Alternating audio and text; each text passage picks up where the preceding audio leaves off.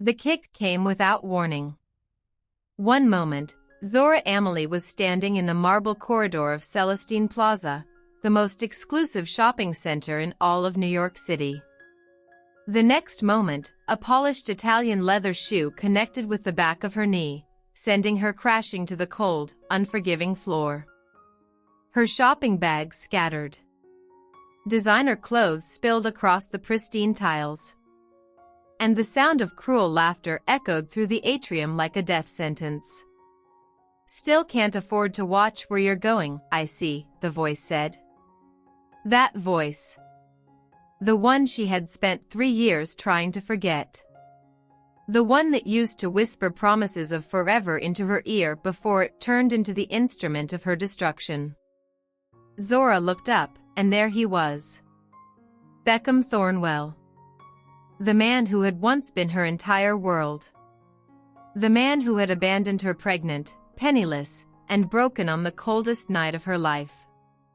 He stood above her now in a tailored Tom Ford suit, his arm wrapped around a blonde woman dripping in diamonds, his lips curled into that same smirk that used to make her heart race. Now it only made her blood run cold. "What's wrong?" Beckham continued, his voice dripping with venomous amusement. "Cat got your tongue? Or maybe you finally learned your place." He turned to the woman beside him. "Evangeline, darling, this is the nobody I told you about. The charity case I wasted 2 years of my life on. Can you believe I actually considered marrying this thing?" The blonde woman, Evangeline, laughed, a high-pitched sound that attracted the attention of shoppers all around them. People stopped walking. Phones came out. The humiliation was now being broadcast in real time. "She's the one?" Evangeline wrinkled her nose as if she had just smelled something rotten. "I thought you said she was at least pretty back then."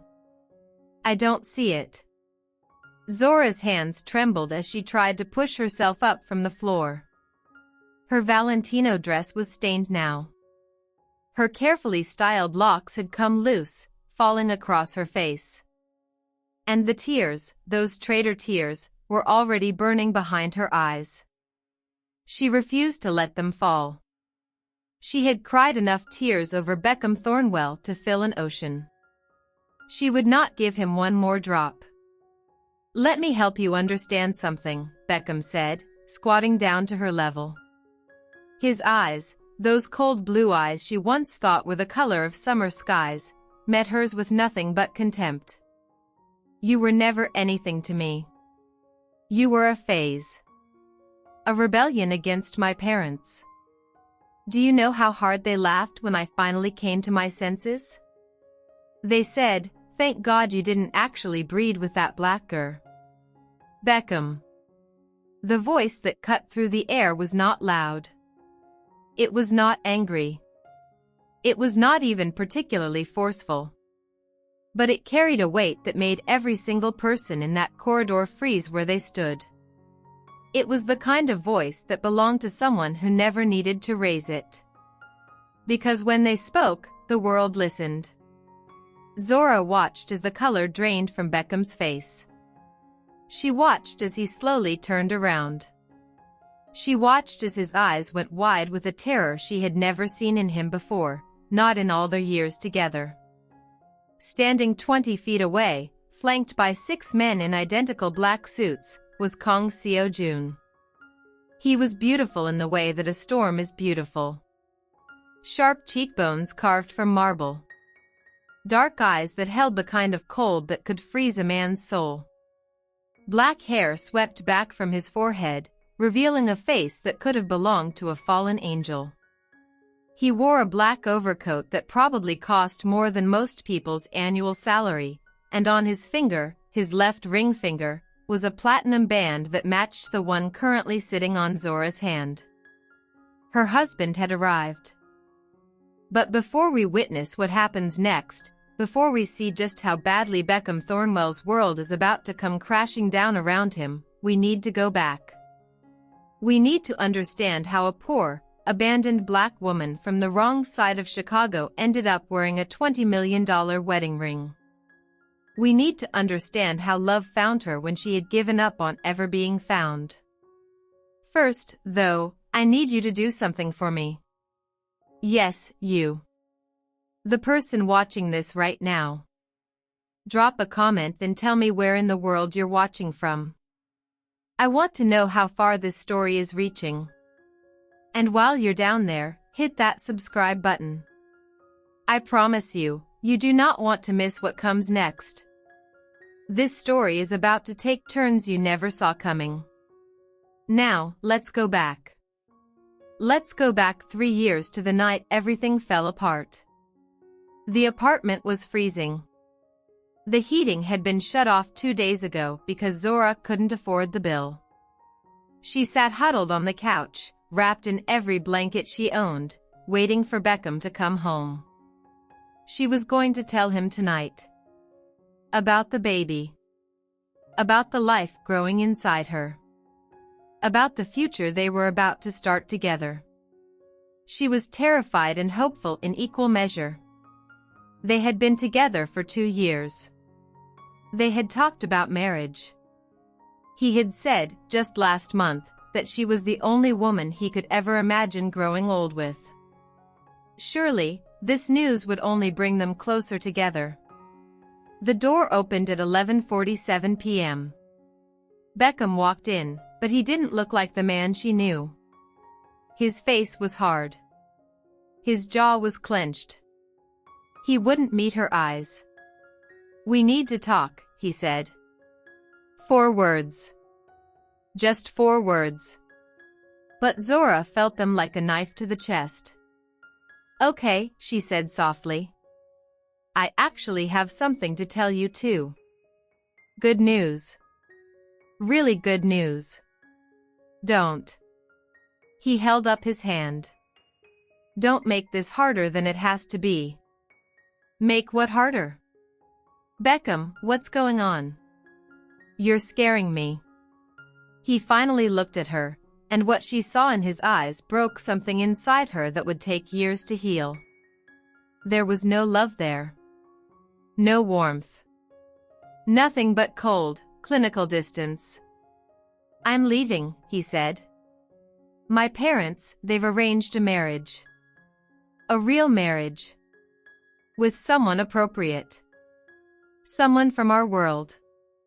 This, he gestured vaguely at the tiny apartment, at her, at everything they had built together. "This was never going to work. You must have known that." Zora's hand went instinctively to her stomach. "What are you saying?" "I'm saying goodbye, Zora. I'm saying thank you for the memories, but this has to end. Tonight. I'm leaving for London in the morning. The apartment will be paid through the end of the month, but after that, you're on your own. Beckham, please. Please, just listen to me for 1 second. I'm preg. I don't want to hear it." His voice was ice. "Whatever excuse you're about to make, whatever play you're about to run, save it. I know girls like you. My parents warned me from the beginning. You were always just after my money. At least have the dignity to admit it now. Girls like me?" Zora's voice cracked. "What does that mean? What does that mean, Beckham?" He didn't answer. He didn't have to. The implication hung in the air, polluting it with centuries of prejudice and hate. "You know exactly what it means," he said quietly. "Goodbye, Zora. Don't try to contact me. Don't try to show up at my parents' house. Don't make this any more pathetic than it already is." He was gone 30 seconds later. No backward glance. No hesitation. He closed the door behind him and never looked back. Zora sat there in the freezing darkness for hours, her hand pressed against her belly, unable to process what had just happened. She had loved him. God, she had loved him with everything she had. She had trusted him. She had believed in him. And he had thrown her away like she was nothing. She didn't sleep that night. Or the next night. Or the night after that. By the end of the month, she was homeless. Beckham hadn't lied about the apartment. The day the rent was due, she was on the street with nothing but a suitcase and the clothes on her back. She tried calling him. His number had been changed. She tried going to his parents' townhouse on the Upper East Side. Security escorted her away before she even reached the front door. The message was clear: she was invisible now. She had been erased. But Zora Amahle had not survived a childhood in the foster system, put herself through college on scholarships and 3 jobs, and built a career from nothing just to die on the streets of New York. She was a survivor. It was the one thing no one could ever take from her. She found a shelter. She found work, menial work, humiliating work, but work nonetheless. She scraped together enough for a room in a boarding house that smelled like mold and desperation.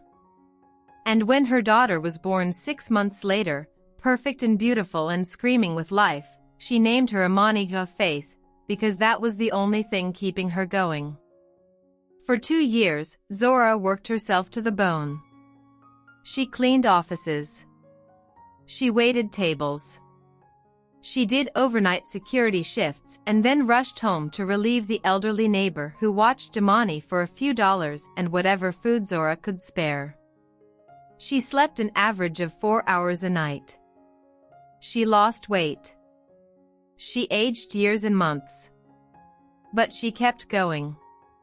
Because that's what mothers do. And then, on a rainy Tuesday night that seemed no different from any other, everything changed. Zora was working her shift at a high-end restaurant downtown, not as a waitress, but as part of the cleaning crew that came in after closing. She was on her hands and knees, scrubbing a stain out of the carpet in one of the private dining rooms, when the door opened behind her. "Everyone was supposed to be gone by now," said a voice in accented English. Zora looked up, and for the first time in her life, she found herself completely unable to speak. The man in the doorway was the most beautiful human being she had ever seen. But it wasn't his beauty that struck her, not entirely. It was the way he was looking at her. Like she was actually there. Like she was actually a person. After 2 years of being invisible, of being stepped over and looked through and treated like furniture, that simple acknowledgement felt like sunlight after an endless winter. "I'm sorry," she managed to say, scrambling to her feet. "I was told the room was empty. I'll come back later." "No." He held up a hand. "I'm the one intruding. I came back for this." He held up a leather folder. Left it on the table.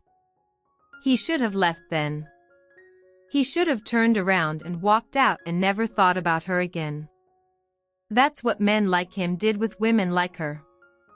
That's what the world had taught Zora to expect. But he didn't leave. Instead, he looked at her, really looked at her, and said, "You look like you haven't slept in days. And your hands are bleeding." Zora looked down. He was right.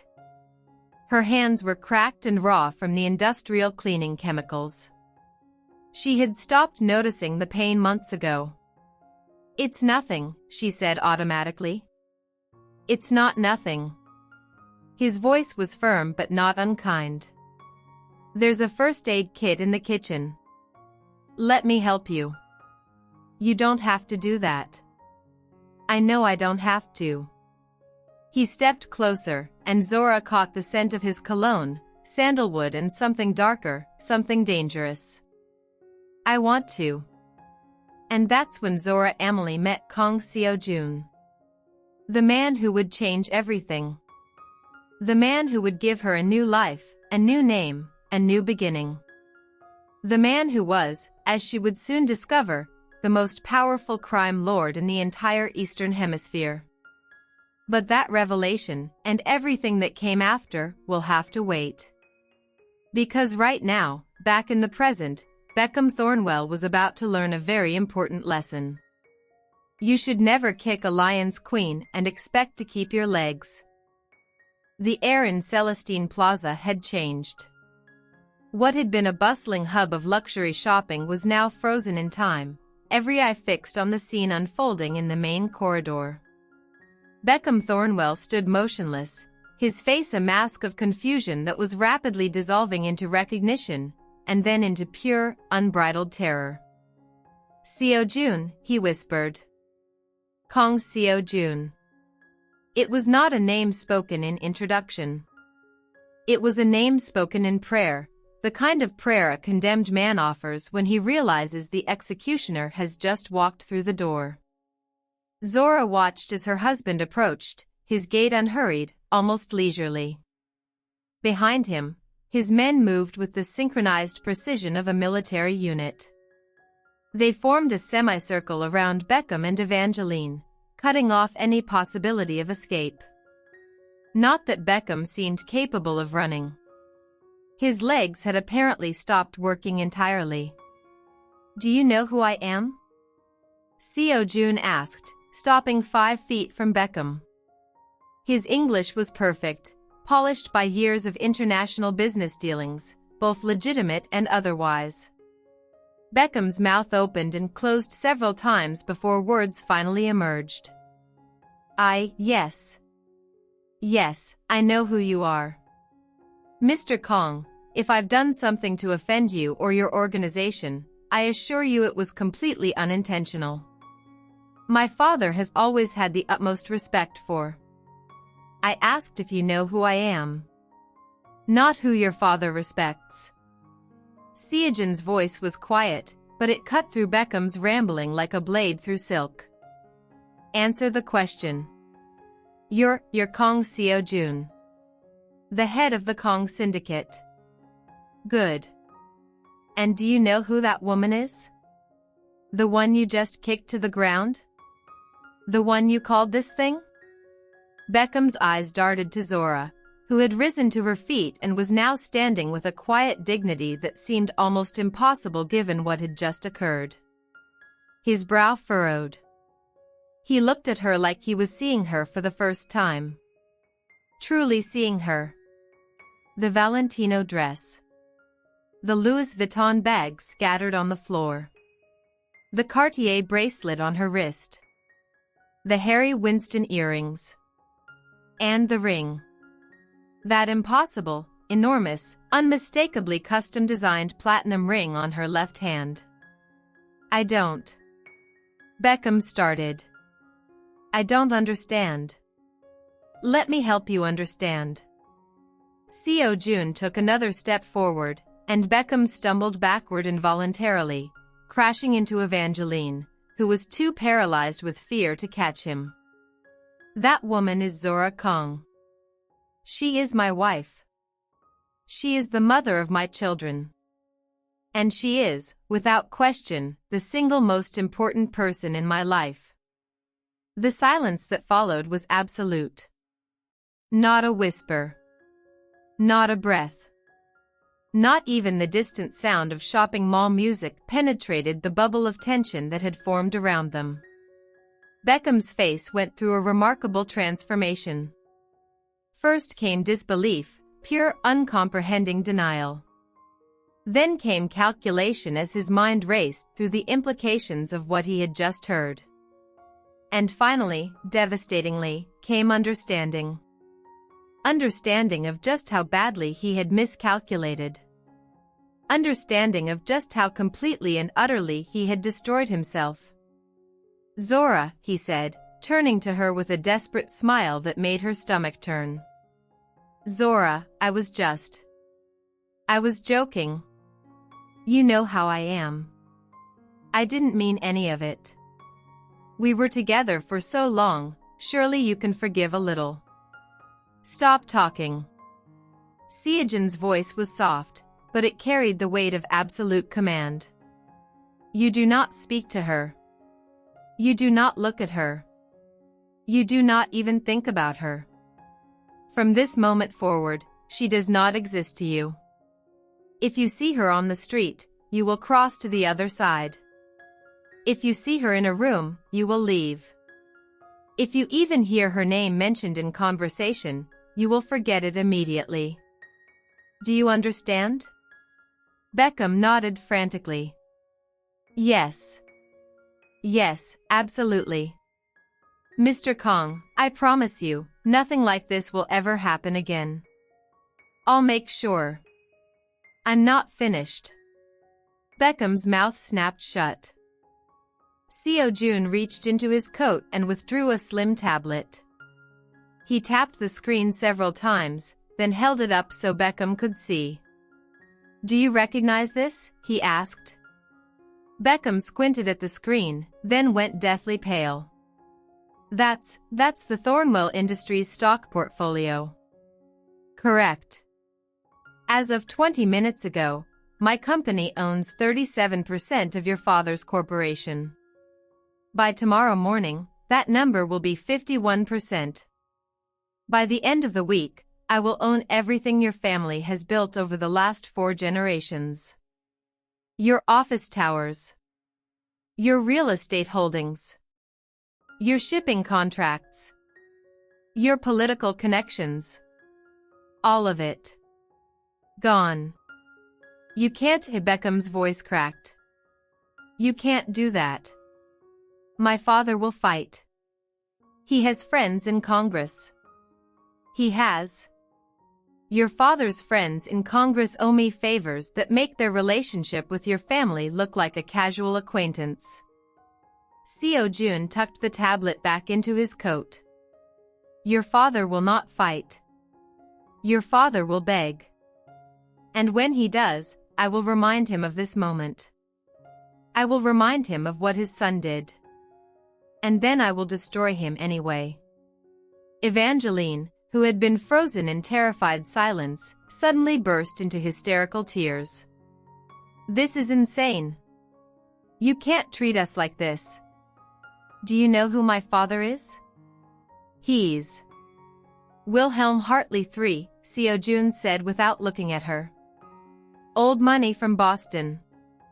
Made most of his fortune importing goods from factories in Southeast Asia that used child labor. He has a gambling addiction that he hides from his wife and a mistress in Paris that he hides from everyone. He also owes my associates in Macau approximately $40 million from a very unfortunate evening at the baccarat table last spring. Now he did turn to look at her, and Evangeline shrank back like a flower wilting under a harsh sun. Would you like me to continue? Evangeline shook her head frantically, tears streaming down her face. I didn't think so. Seo Jun turned away from them both, dismissing them as completely and contemptuously as they had once dismissed Zora, and walked toward his wife. His entire demeanor changed as he approached her. The cold, predatory edge softened into something gentle, almost tender. He reached out and took her hands in his, examining the scrapes on her palms from where she had caught herself on the marble floor. You're hurt, he said quietly. It's nothing, Zora replied, echoing the words she had said to him that first night in the restaurant, what felt like a lifetime ago. It's not nothing, he said, just as he had said then. It will never be nothing. He raised her hands to his lips and kissed her wounded palms with a gentleness that made several bystanders gasp. This was not the terrifying crime lord who had just dismantled a family dynasty in under 5 minutes. This was a husband who adored his wife. This was a man who had found his heart after a lifetime of cold darkness and was determined never to let it go. I want to go home, Zora said. I want to see Amani and Taemin. Then we'll go home. Seo Jun wrapped his arm around her waist and began guiding her toward the exit. His men fell into formation around them, creating a protective bubble that parted the crowd like the Red Sea. But Zora stopped. She turned back to Beckham, who was still standing frozen in place, Evangeline clinging to his arm, his empire crumbling around him in real time. "Beckham," she said. He looked at her with desperate hope, as if she might somehow save him from the devastation he had brought upon himself. "I just wanted you to know something," she continued. "That night, when you left me in that freezing apartment, I was trying to tell you something. I was pregnant. With your daughter. She was born 6 months later. Her name is Imani. She's 4 years old now. She has your eyes." Beckham's face contorted with shock and anguish. "I have a daughter?" "No." Zora's voice was steel wrapped in velvet. "Seo Jun has a daughter. He's the one who has sat by her bedside when she was sick. He's the one who taught her to ride a bike. He's the one who reads her stories at night and makes her laugh and shows her every single day what it means to be loved. You had a chance to be her father, Beckham. You threw that chance away when you threw me away. And now? Now you have nothing." She turned and walked away, her husband's arm around her, her head held high. Behind her, she heard Beckham make a sound, something between a sob and a scream. She did not look back. "Let me pause here and ask you something. Think about this carefully. What would you have done in Zora's place? Would you have forgiven Beckham? Would you have let your husband destroy him? Or would you have found another path entirely? Drop your thoughts in the comments. I want to know what you think. Now, let's go back in time again. Let's see how Zora Amahle became Zora Kong. Let's see how love found her in the most unlikely of places. That first night, in the restaurant, Seo Jun had treated Zora's hands with a care that brought tears to her eyes.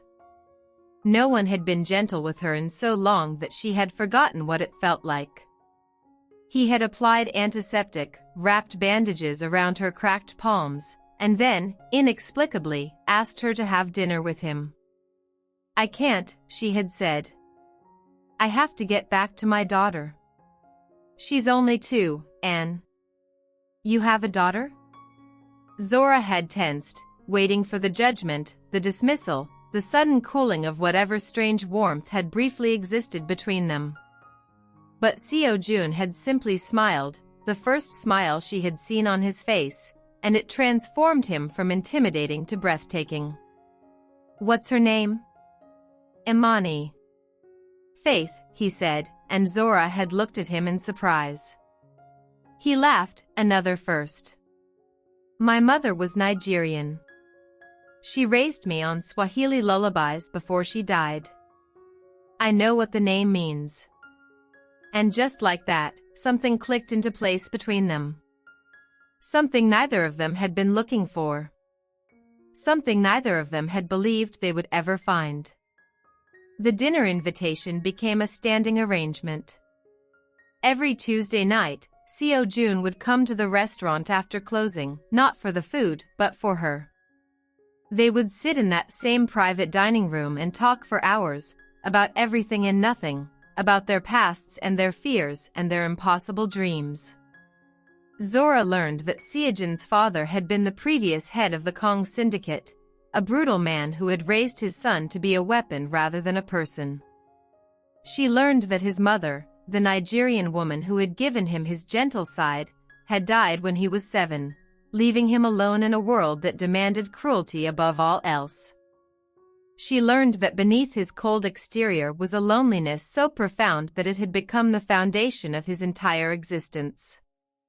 And Seo Jun learned about her. About the foster homes. About Beckham.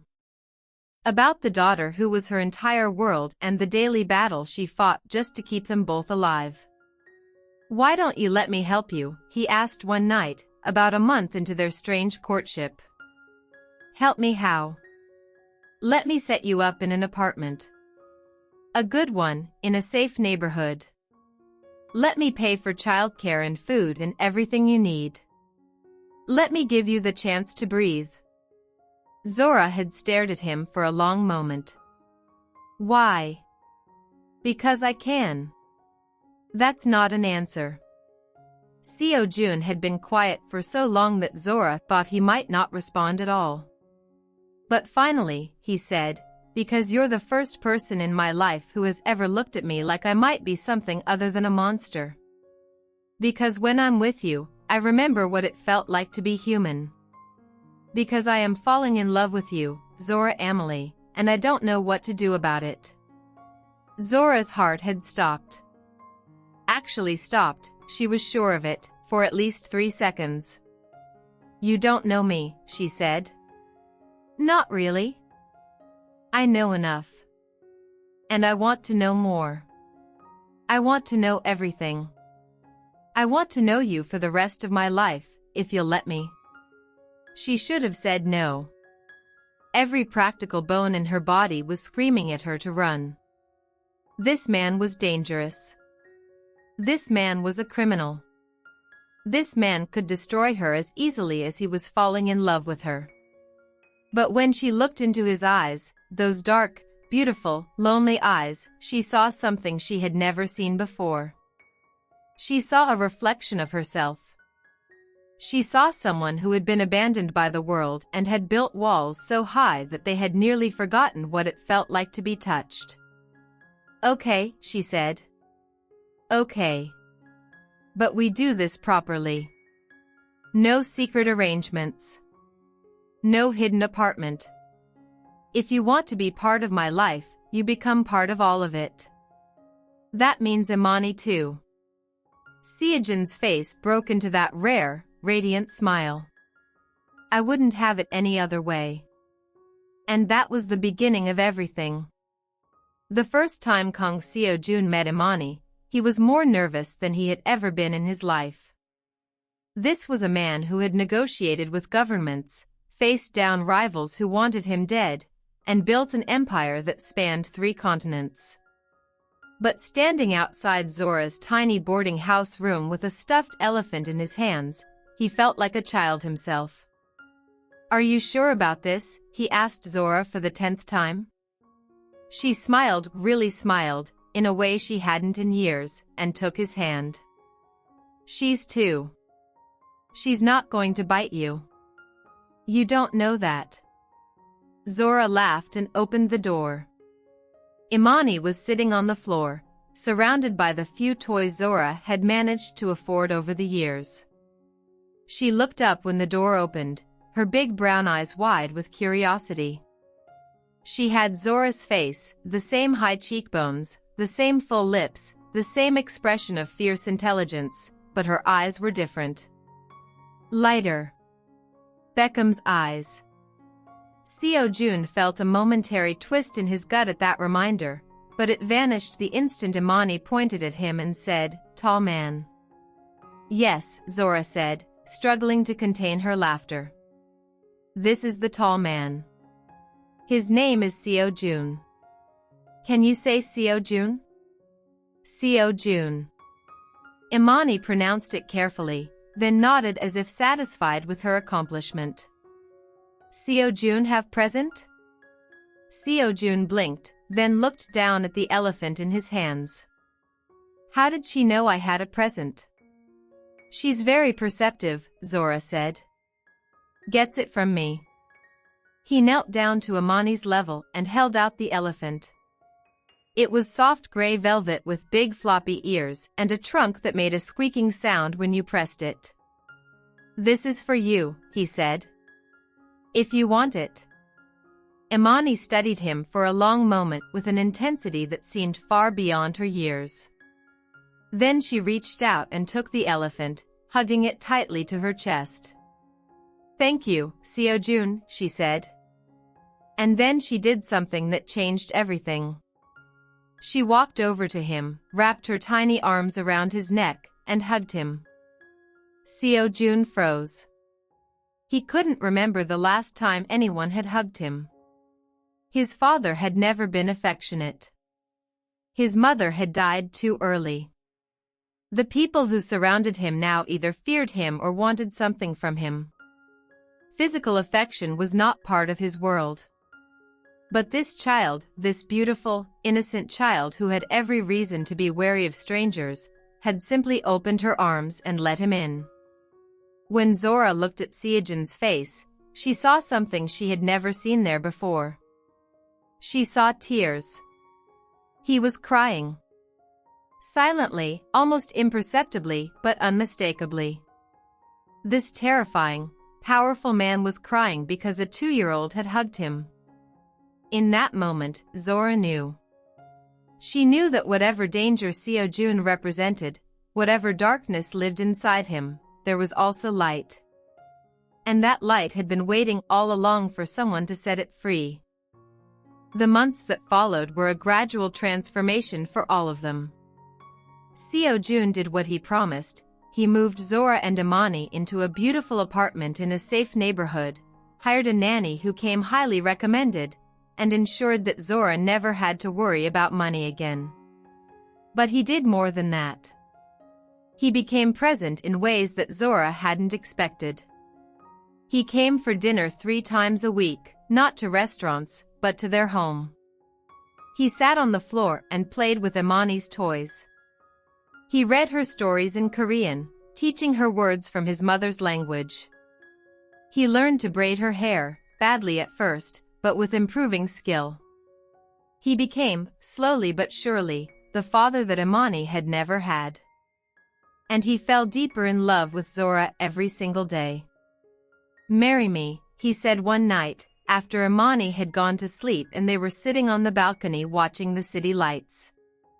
Zora's wine glass paused halfway to her lips. "What? Marry me." He reached into his pocket and pulled out a ring that made Zora's breath catch in her throat. It was the most extraordinary piece of jewelry she had ever seen, a massive center stone surrounded by smaller diamonds, set in platinum and designed with intricate Korean patterns along the band. "I had it made by a craftsman in Seoul. Each symbol represents something. This one means protection. This one means love. This one means forever." Seojun. "I know who I am," he said, and his voice was raw with honesty. "I know what I've done. I know that I'm not the kind of man who deserves someone like you. But I'm asking anyway. I'm asking because you make me want to be better. You make me want to be the man my mother always hoped I would become. I love you, Zora. I love Imani. I want us to be a family. A real family." Zora stared at the ring for a long moment. Her mind was racing. This was insane. This was dangerous. This was the kind of fairy tale that didn't happen to women like her. But then she remembered something her grandmother used to say, back before the foster system took her away: "The universe doesn't give you what you deserve, child. It gives you what you're brave enough to accept." "Yes," she said. Seojun's face lit up like the sun breaking through clouds. "Yes. Yes. I'll marry you. I'll be your wife. I'll be your family." She took his face in her hands and kissed him deeply.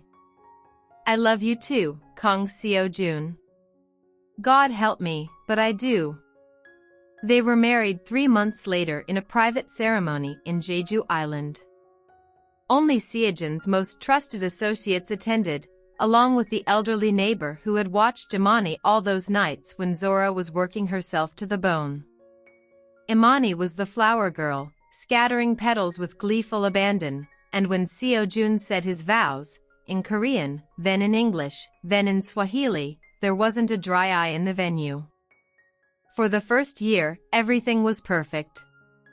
Zora threw herself into her new role with determination and grace. She learned Korean. She studied the legitimate businesses that formed the public face of the Kang Empire. She stood by Seojun's side at formal events, charming executives, and politicians with a natural charisma that surprised even her.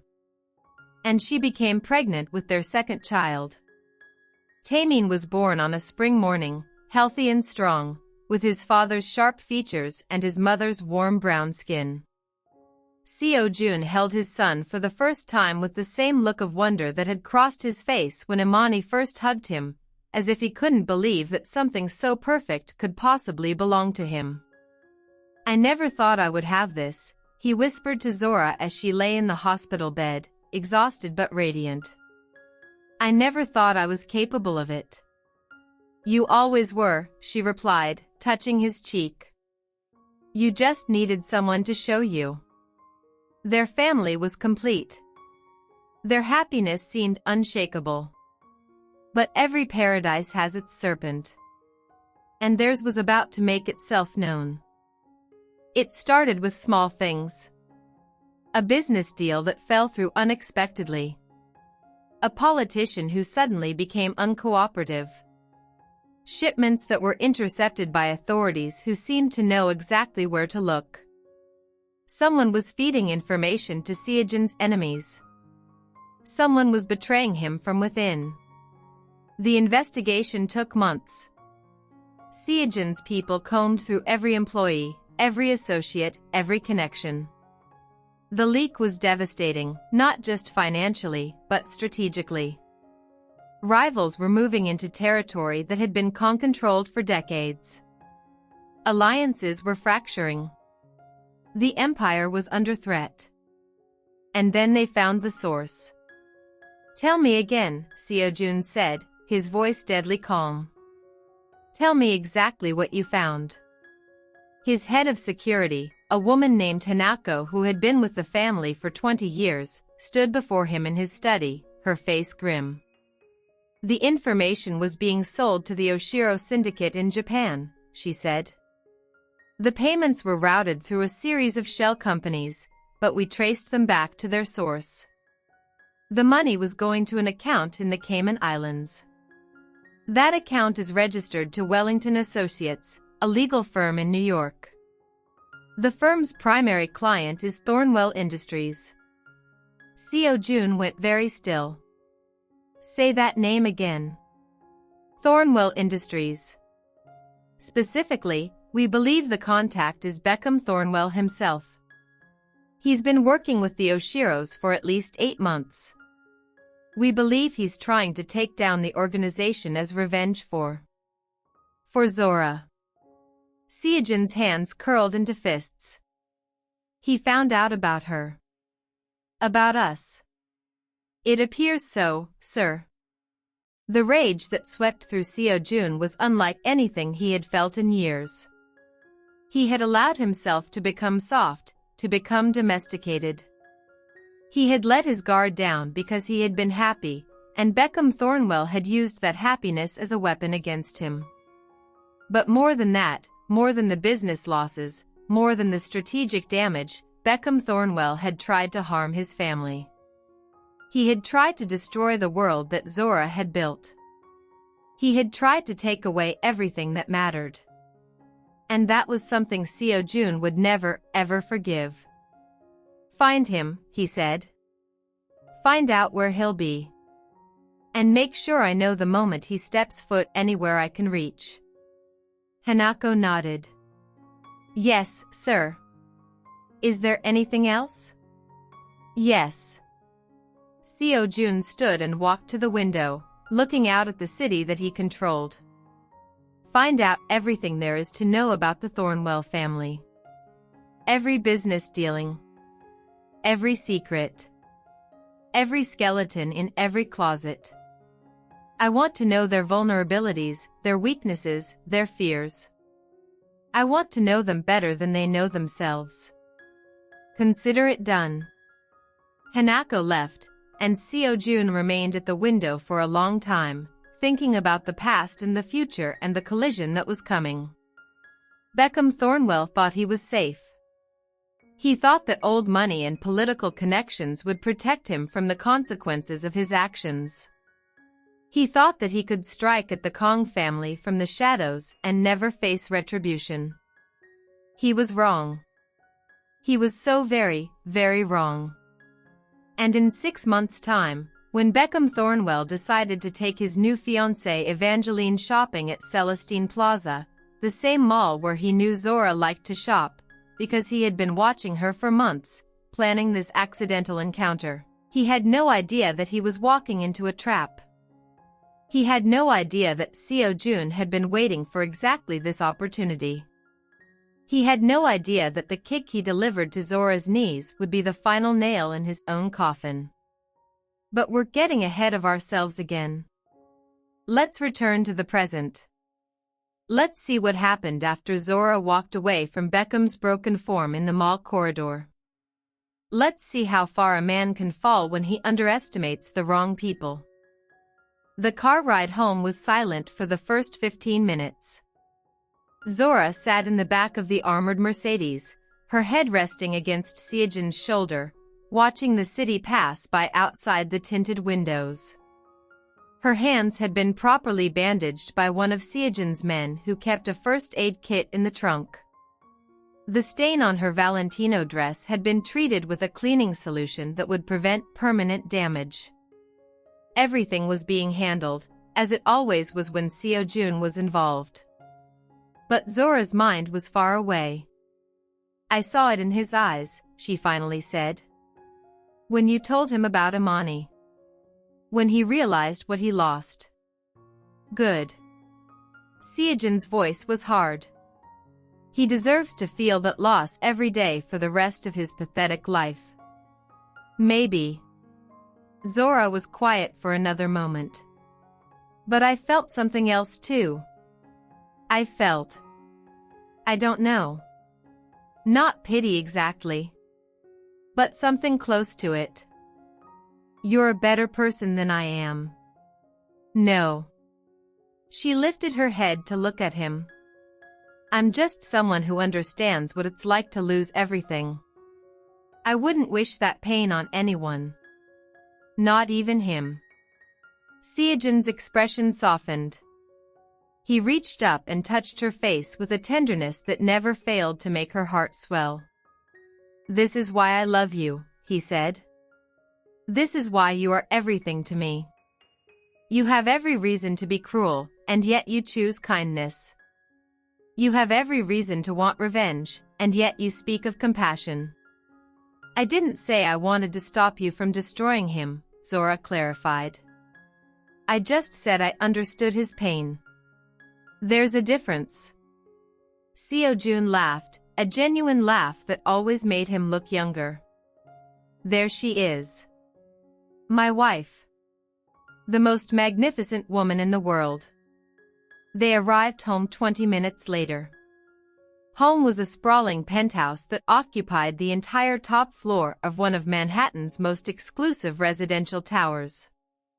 It was decorated with a blend of Korean and African influences, a reflection of the family that lived there. Carved masks from Zora's Nigerian heritage hung alongside traditional Korean paintings. Contemporary furniture sat next to antique pieces that Seojin's mother had brought from her homeland decades ago.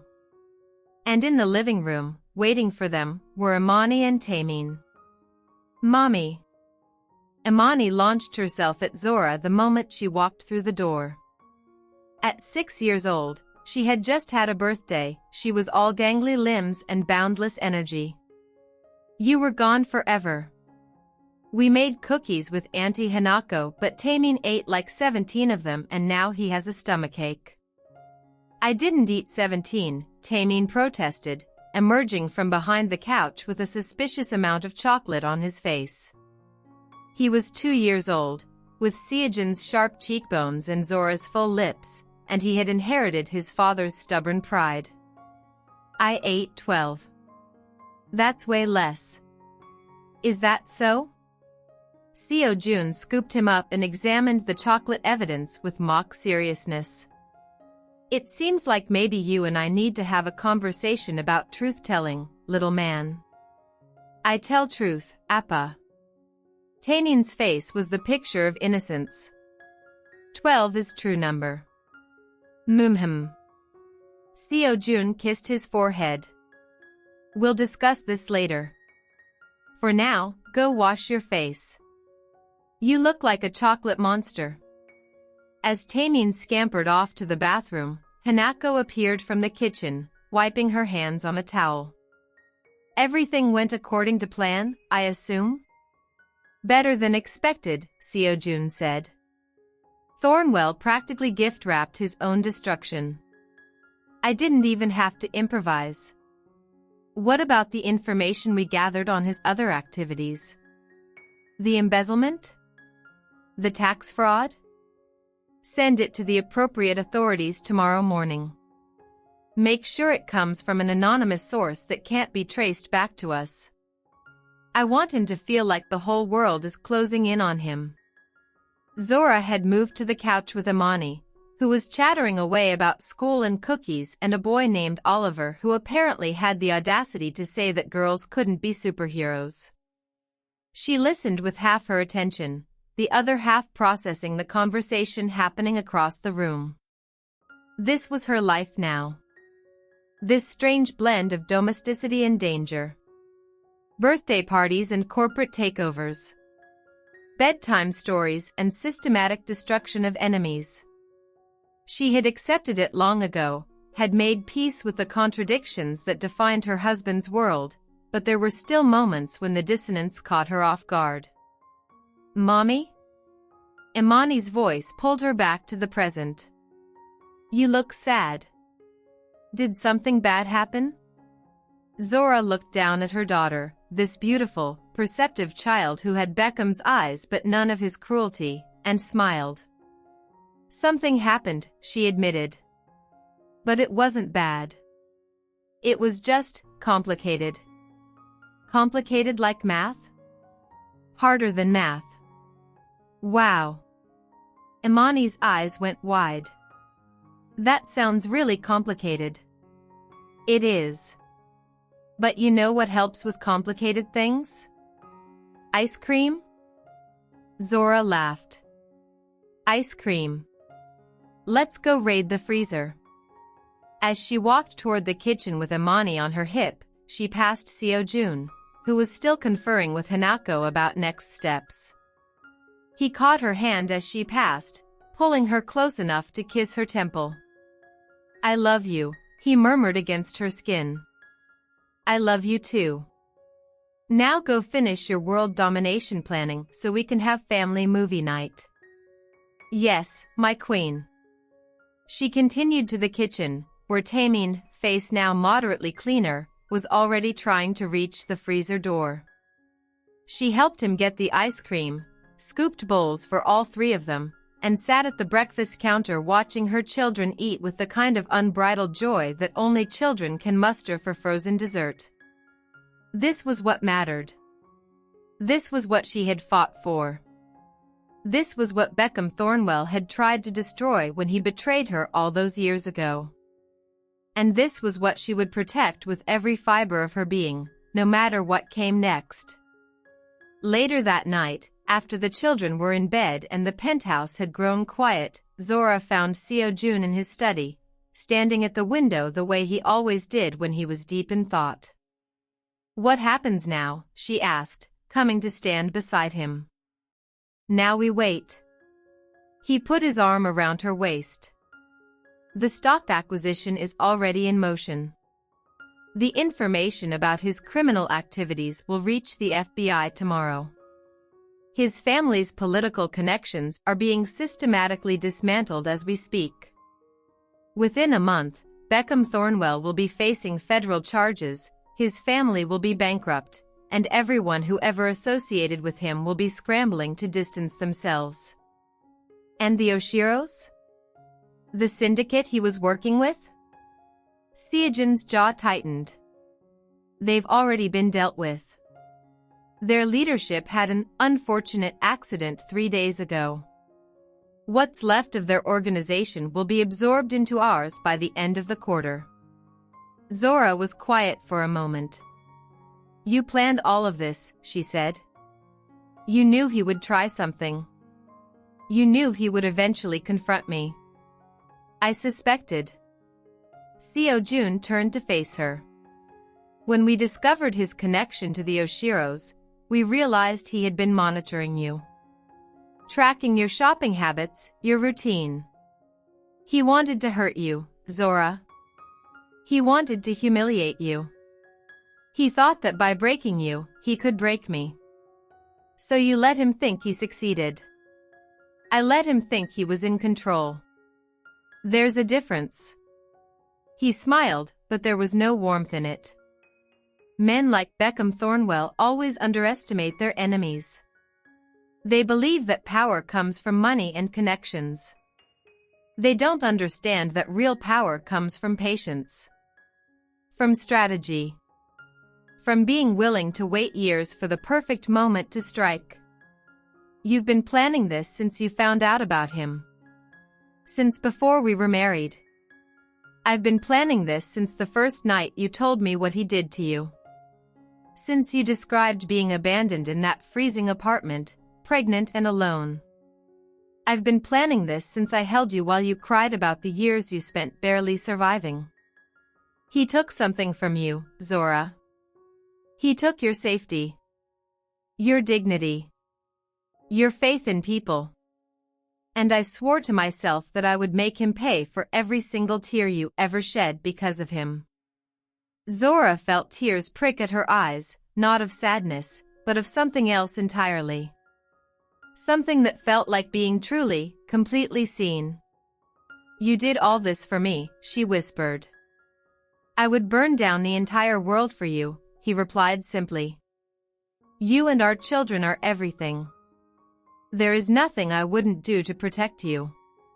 She kissed him then, deeply, desperately, with all the love and gratitude she felt swelling inside her.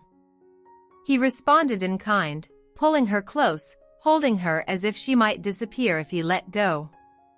When they finally broke apart, both breathless, Seo-jun rested his forehead against hers. There's something else you should know, he said. What? The apartment. The one where he left you. I bought the building 3 months ago. I had it renovated and converted it into transitional housing for single mothers. It's fully funded, will run for at least 50 years without additional contributions. I named it after your grandmother. The one who raised you before foster care. Zora's hand flew to her mouth. You what? Every woman who stays there receives housing, childcare, job training, and emotional support. The goal is to help them build the kind of life you had to fight so hard to create on your own. He paused. I thought it was fitting. Taking the place where you were abandoned and turning it into a place of rescue. The tears were falling freely now. Zora couldn't stop them even if she tried. You are the most incredible man I have ever known, she said. I am the man you made me, he replied. Before you, I was nothing but rage and ambition and loneliness. You taught me what it means to love. You taught me that power is worthless if you have no one to share it with. You saved me, Zora. Every day, in 1,000 ways, you save me. They stayed there by the window for a long time, holding each other, watching the city lights twinkle below them like earthbound stars. The war wasn't over. Beckham Thornwell still had cards to play, and desperate men do desperate things. But in that moment, none of that mattered. In that moment, there was only love. 2 weeks after the incident at the mall, Beckham Thornwell's world finished collapsing. The FBI arrested him on a Tuesday morning. The charges included embezzlement, wire fraud, conspiracy to commit securities fraud, and, most damaging of all, money laundering in connection with organized crime. The evidence was overwhelming. Bank records, emails, recorded phone conversations. Someone had built an absolutely airtight case against him, and he had no idea who or how. The perp walk was broadcast on every major news network. Beckham was led out of his Upper East Side townhouse in handcuffs, his face a mask of disbelief and terror. Reporters shouted questions. Cameras flashed. His father stood in the doorway behind him, looking like a man watching his entire legacy crumble to dust. Evangeline was nowhere to be seen. She had fled to her family's estate in the Hamptons 2 days earlier, having apparently decided that her engagement to Beckham was no longer strategically advantageous. Her parting words, according to sources, had been brutally efficient: "I don't associate with losers."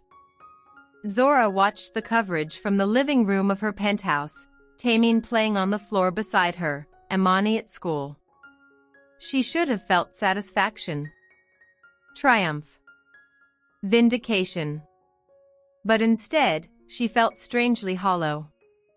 "You're thinking too hard," Seo-jun said, appearing beside her with 2 cups of tea. "I can see the wheels turning from across the room." "I'm thinking about karma," she said, taking the tea gratefully. "About how everything comes around eventually. About how patient the universe is with its justice. You're thinking about whether he deserves this." "Maybe." She sipped her tea. "I know he's a terrible person. I know he tried to destroy our family. I know he left me to die. But there's still a part of me, a very small part, that remembers who he used to be. Or who I thought he was." "The man you loved never existed," Seo-jun said gently. "He was a mask that Beckham wore to get what he wanted. The moment you stopped serving his purposes, he discarded you like trash. That's not love. That's not even friendship. That's exploitation." "I know. I do. But it's hard to let go of the version of the past you've been carrying around for years. Even when you know it's a lie." Seo-jun sat down beside her and took her hand. "Do you regret any of it? The choices you made? Coming with me?" "Not for a second." Zora squeezed his fingers. "You gave me a life I never dreamed was possible. You gave our children a father who adores them. You gave me love, real love, the kind that doesn't demand I shrink myself to fit someone else's expectations." She paused. "But I do wonder sometimes what would have happened if things had been different. If Beckham had been the man he pretended to be. If he had stayed." "You would have been miserable," Seo-jun said with certainty. "You would have spent your whole life trying to earn love that was never truly offered. You would have diminished yourself inch by inch until there was nothing left. And Imani would have grown up watching her mother fade away. Maybe. Not maybe. Definitely." He touched her chin, turning her face toward him. "You are the most vibrant, passionate, extraordinary woman I have ever met. Beckham Thornwell would have destroyed that. Not through cruelty, though he was certainly capable of that, but through indifference. Through making you feel like you were never quite enough. You deserve to be loved the way I love you. Completely. Unconditionally. Forever." Zora smiled, feeling the hollow feeling begin to fade. "You always know exactly what to say." "I've had practice." "You're a complicated woman, Zora Kong. Keeping up with you requires constant effort. And yet you manage." "I'm highly motivated." They were interrupted by the sound of the front door opening. Moments later, Hanako appeared with a file folder in her hands and a satisfied expression on her face. "It's done," she said. "The final nail in the coffin. Thornwell Industries has filed for bankruptcy protection as of 1 hour ago. The creditors are circling like vultures.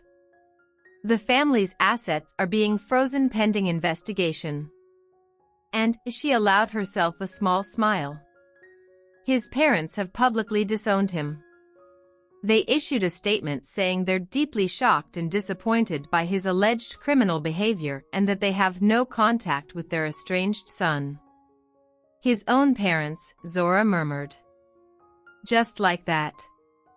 They're protecting themselves, Seojun said. Cutting off the diseased limb before the infection spreads. It's what families like that do. Is there anything left for him? Anything at all? Hanako consulted her file. He has approximately $30,000 in a personal account that we haven't touched. It's not enough to be worth the effort. He's been released on bail, but he's essentially broke. The lawyers his family was paying for have withdrawn their representation. He's facing years in prison with a public defender. From penthouse to jailhouse, Seojun said. There's a certain poetry to it. But Zora was still thinking. Still turning something over in her mind. There's one more thing I need to do, she said finally. One more conversation I need to have. Seojun looked at her with concern. What are you thinking? I need to see him. One last time. Not for him, for me. For closure. Absolutely not. Seojun's voice was sharp. After everything he's done. I won't be alone. I'll take as many bodyguards as you want. But I need to look him in the eye and say the things I never got to say when he left. I need to put the past to rest, Seojun. I need to close that chapter so I can finally move forward. Seojun was silent for a long moment, his jaw tight, his eyes conflicted.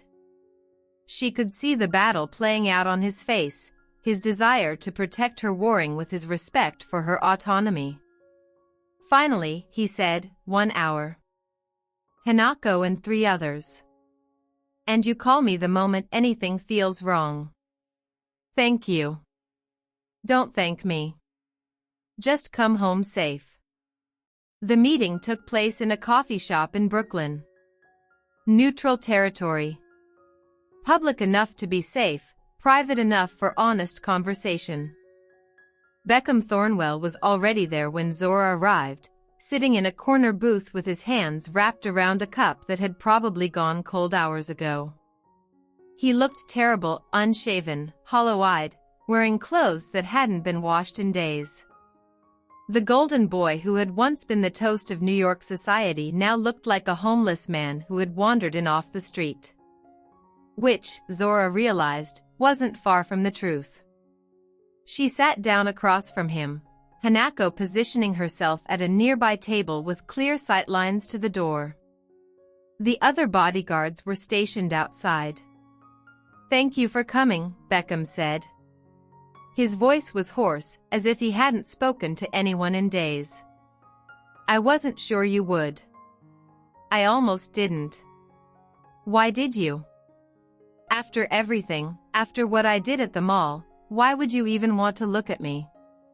Zora considered the question carefully before answering. Because I'm not the same person you left in that apartment 6 years ago. That woman was broken. Terrified. Barely surviving. But I rebuilt myself from nothing. I found love. I built a family. I became someone I'm proud of. And I realized that the only power you still have over me is the power I give you. She met his eyes steadily. I'm here to take that power back. Beckham's face crumpled. For a moment, she thought he was going to cry. I made so many mistakes, he whispered. So many terrible, unforgivable mistakes. My parents, they told me you weren't good enough. That you would drag me down. That I needed to marry someone with the right background, the right connections, the right color. He choked on the last word. And I believed them. I was so desperate for their approval that I threw away the only person who ever really loved me. You didn't just throw me away, Zora said. You abandoned your pregnant girlfriend in a freezing apartment with no money and nowhere to go. You changed your number. You had security escort me away. You erased me like I never existed. I know. God, I know. And when I found out about Amani, when I heard that she was my daughter. He buried his face in his hands. I wanted to reach out. So many times, I wanted to call you, to apologize, to beg for a chance to know her. But by then you were with him. With Kong. And I was scared. Of him. Of what he might do. So instead you decided to betray him. To work with his enemies. To try to destroy everything we built. Beckham looked up, shame and desperation written across his features. I wasn't trying to hurt you. I was trying to prove myself. To show that I was still powerful. That I still mattered. My life had become so small, Zora. My parents were disappointed in me. My career was stalled.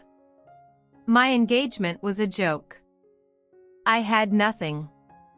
And then I found out about you, about how you had risen from nothing to marry one of the most powerful men in the world, and I couldn't stand it. I couldn't stand that you had succeeded where I had failed. So you decided to tear it all down.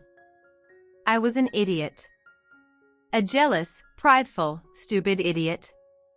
He reached across the table toward her hand, then stopped himself at the last moment, remembering that he no longer had the right to touch her. I'm sorry. I know it's not enough. I know nothing I can say will undo what I did. But I am so sorry. Zora looked at him for a long moment. At this shell of a man who had once been her whole world. At the father of her daughter who had never once asked about her. At the entitled rich boy who had finally run out of second chances. Thank you for saying that, she said finally. But you're right. It's not enough. An apology can't give me back the years I spent struggling. It can't erase the nights I went hungry so Amani could eat. It can't heal the wounds you left on my heart. Then why did you come? What can I do? Tell me and I'll do it. You can do one thing for me. Zora leaned forward. You can leave Imani alone. Forever. She's happy. She's loved. She has a father who adores her, a real father, not just someone who shares her DNA. She doesn't need you coming into her life and disrupting everything we've built. Do you understand? Beckham's face went pale, but he nodded slowly. I understand. Good. And one more thing.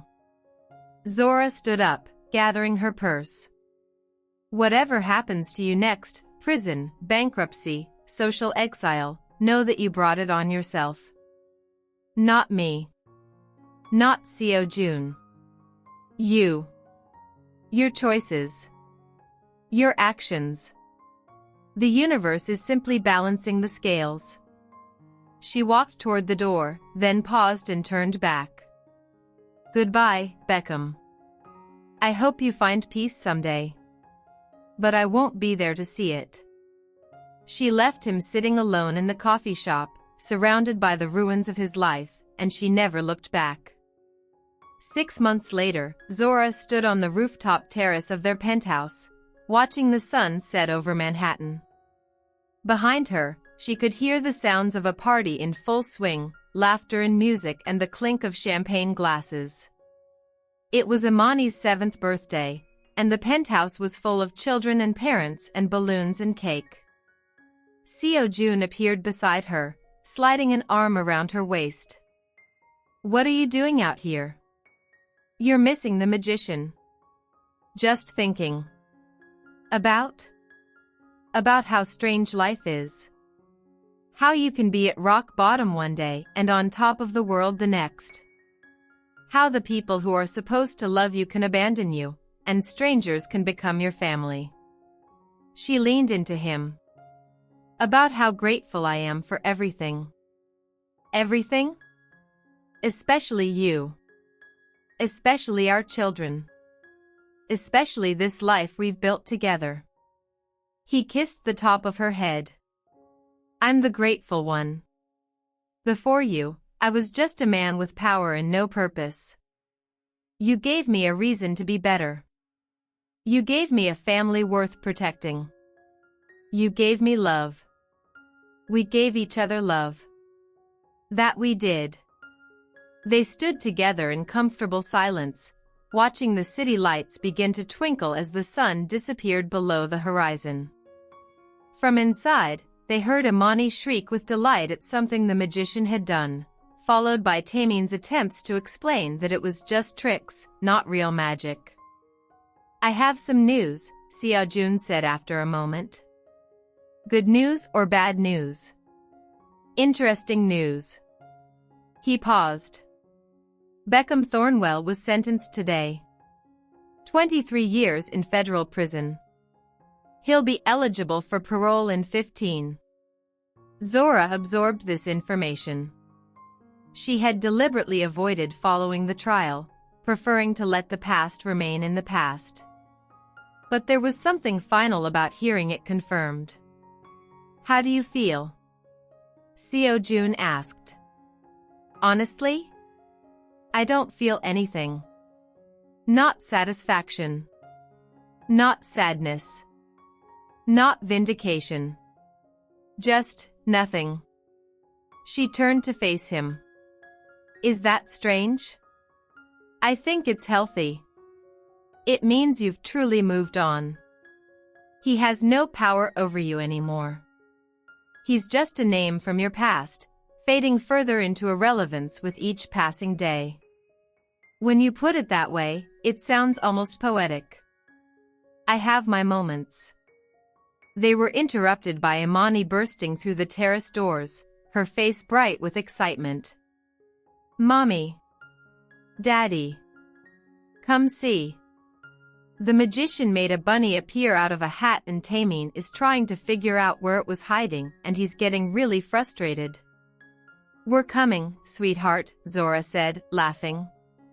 Imani grabbed both their hands and pulled them back inside, back to the warmth and light of the party, back to the life they had built from the ashes of destruction. Later that night, after the guests had gone and the children were in bed, Zora sat at her vanity removing her jewelry. In the mirror, she could see Xiaojun watching her from the bed, his dark eyes soft with love. You know, she said, when I was at my lowest, when I was cleaning offices and barely surviving, I used to dream about having a life like this.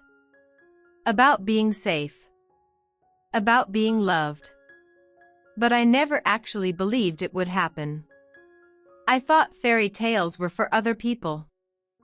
For people who didn't look like me, who didn't come from where I came from. And now? Now I know that fairy tales are for anyone brave enough to believe they're possible. She turned to face him. You taught me that. You showed me that love doesn't care about backgrounds or social status or the color of someone's skin. Love only cares about connection. About choosing each other every day, even when it's hard. I didn't teach you anything.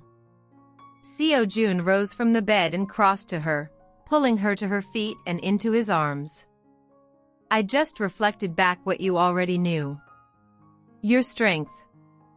Your resilience. Your capacity for love. Those were always inside you, Zora. I was just lucky enough to see them when others were too blind.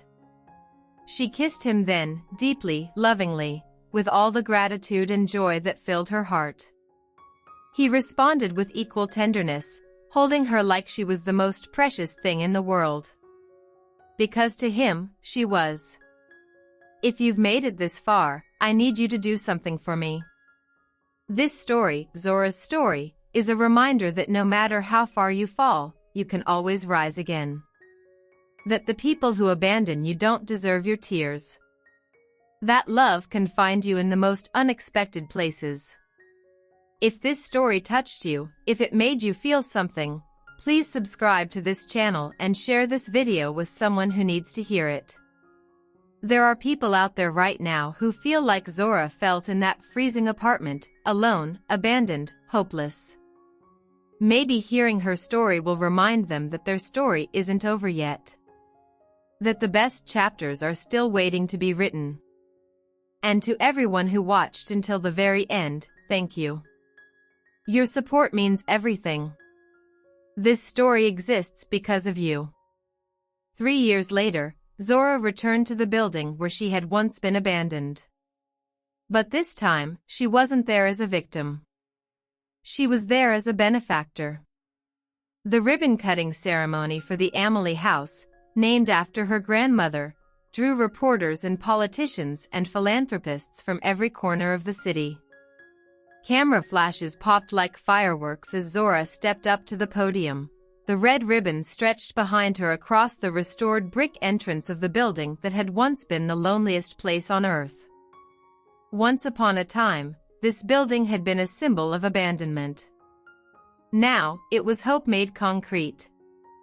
Single mothers stood in the front row holding babies on their hips. Some wore second-hand coats.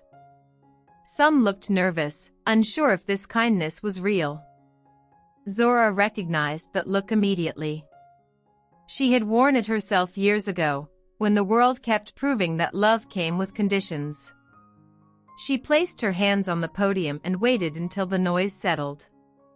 This building, she began, her voice steady but warm, was once the place where my life almost ended. A murmur rippled through the crowd. I was young, pregnant, alone, and very close to believing the lie that some people are simply meant to suffer quietly. She paused, letting that land. But I'm standing here today to tell you something important. That lie is wrong. She gestured behind her to the open doors of Amahle House. This place exists for women who have been told they are too poor, too broken, too inconvenient to be loved. It exists to remind them that survival is not the same as living, and that they deserve more than just survival. Applause broke out, loud and unrestrained. Zora looked out over the crowd and spotted Seo-jun standing off to the side, Taemin on his shoulders, Imani waving enthusiastically like she was greeting a stadium. Her heart swelled. This house is named after my grandmother, Zora continued. A woman who loved me fiercely but never had the power to protect me from the system that swallowed us both. Amahle means the beautiful ones. And every woman who walks through these doors is exactly that. She lifted the scissors. So today, we don't just cut a ribbon. We break a cycle. The ribbon fell. Cheers erupted. Later that evening, when the crowd had dispersed and the reporters packed up their cameras, Zora walked through the halls of Amahle House alone. Fresh paint.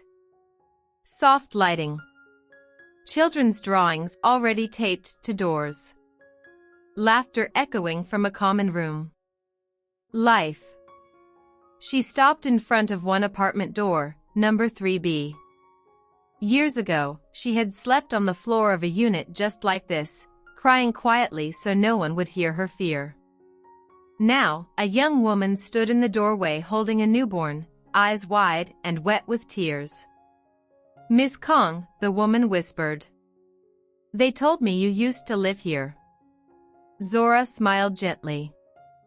I did. The woman's lip trembled. Then maybe I'll be okay too. Zora reached out and squeezed her hand. You will. This is just the beginning. That night, back at the penthouse, Zora stood once again on the balcony, the city lights stretching endlessly before her. The same city that had once chewed her up and spat her out now glittered like an old enemy forced into silence.